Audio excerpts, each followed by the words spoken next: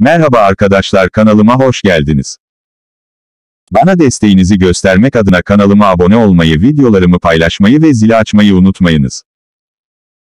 Türkmenistan'da kara borsadaki ABD doları son birkaç haftadır değişmeden kalırken, ülke piyasalarında gıda fiyatları yüksek kalmaya devam ediyor. Aynı zamanda muhabirlerimize göre yerel ürünlerin fiyatları da artıyor ve tüccarlar bunu pahalı bir dolara bağlıyor. Muhabirlerimize göre pazartesi günü kara borsada dolar kuru alışta 23,2 manat, satışta ise 23,6 manattı. Bu nedenle, ortalama olarak, Amerikan para biriminin fiyatı son birkaç hafta içinde genel olarak değişmedi.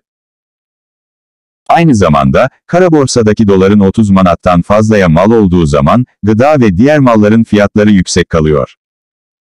Muhabirlerimize göre, bazı durumlarda fiyatların fiyatı bile arttı. Türkmenistan'ın farklı bölgelerinden muhabirlerimiz yerel pazarlardaki fiyatları bildiriyor.